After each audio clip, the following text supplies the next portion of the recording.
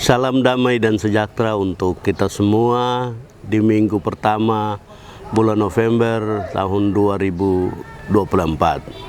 Saudara-saudara, seperti biasa sebelum kita ada dalam pemberitaan firman Tuhan, kita berdoa. Bapa di surga, minggu ini kami mau menyanyikan kasih setiamu bagi kami, bagi saudara-saudara kami, bagi negeri kami. Kami mohon Roh Kudus antar kami ke dalam dasar dari kasih setia Tuhan, yaitu firman-Mu, supaya kami kuat dalam bernyanyi. Tuhan kuat memberkati kami dalam segala kebutuhan hidup kami sekarang dan selama-lamanya. Amin. Saudara, firman Tuhan yang mendasari kekayaan kita, perjuangan kita di minggu ini terdapat di dalam surat Efesus pasal 1 ayat 3 sampai ayat yang ke-14 dengan tema himne penebusan. Himne penebusan itu nyanyian umat merayakan kemenangan, kasih karunia Allah di dalam kematian dan kebangkitan Yesus Kristus. Ini satu hal yang ditemukan dalam kehidupan orang-orang Efesus. Rasul Paulus menemukan bahwa mereka berlimpah dalam segala hal. Mereka punya kebutuhan sehari-hari, makan, minum, pakai, dan kebutuhan-kebutuhan lain terpenuhi. Tetapi Rasul Paulus ingatkan mereka, jangan sampai mereka tidak memiliki kekayaan surgawi, maka mereka akan kehilangan kekayaan duniawi. Rasul Paulus ajak mereka untuk menyanyikan kasih setia Tuhan, karena sama seperti bangsa Yahudi, mereka juga adalah orang bukan Yahudi. Sebelum dunia dijadikan, mereka telah dipilih oleh Allah. Lalu kemudian dalam kehidupan mereka turun-temurun, mereka terhitung sebagai orang-orang yang mendapat hukuman dari Tuhan. Tetapi karena kasih karunia Allah di dalam Yesus Kristus, Yesus Kristus rela menebus dosa mereka. Sama seperti yang lain, Yesus Kristus menjadi juru selamat mereka. Tidak berhenti di situ.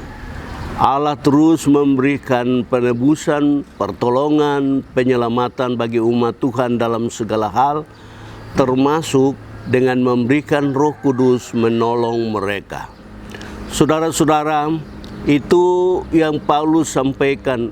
Berkat duniawi silakan dimiliki oleh orang Kristen di Efesus, tapi mereka jangan sampai kehilangan berkat surgawi dari Allah, Yesus Kristus, dan Roh Kudus. Dari firman Tuhan ini kita perlu merenungkan beberapa hal dalam kehidupan kita sehari-hari. Orang-orang Kristen pada umumnya, orang-orang di tanah Papua secara khusus suka bernyanyi. Nyanyian-nyanyian itu sebagai ungkapan bagaimana Tuhan menyertai mereka, bagaimana Tuhan menyertai mereka dan sesama mereka, dan bagaimana Tuhan menyertai mereka dan alam lingkungan mereka. Tapi kelompok-kelompok yang menyanyikan kasih setia Tuhan itu lambat laun menjadi berkurang. Dan orang-orang yang tidak menyanyikan kasih setia Tuhan yang lambat laun bertambah banyak. Marilah pilihan kita untuk mendapatkan apa yang ada di dunia ini itu menjadi hak kita.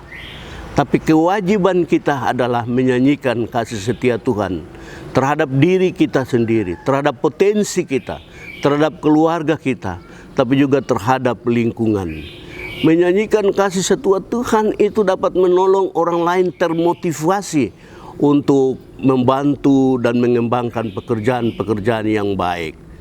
Banyak lagu-lagu bagaimana orang mau menyanyikan kasih surga yang ada di bumi. Salah satu lagu yang pada waktu itu terkenal dan masih juga selalu dinyanyikan, termasuk saya juga suka menyanyi lagu itu yang diciptakan oleh Tuan Edo Kondologit, Tanah Papua. Tanah Papua, tanah yang kaya, surga kecil jatuh ke bumi, dan seterusnya dan seterusnya. Lagu ini menginspirasi kita semua bahwa sesungguhnya tanah kita ini adalah tanah yang Tuhan beri supaya kita dan segala makhluk, kita dan segala suku dan bangsa boleh hidup seperti kita sedang hidup di surga. Apakah kita mau menjaga tanah Papua, diri kita menjadi tanah dan diri surga kecil yang ada di bumi, ataukah kita mau buat tanah Papua menjadi neraka besar yang ada di bumi? Selamat bekerja, selamat menikmati berkat Tuhan. Tuhan memberkati kita. Amin.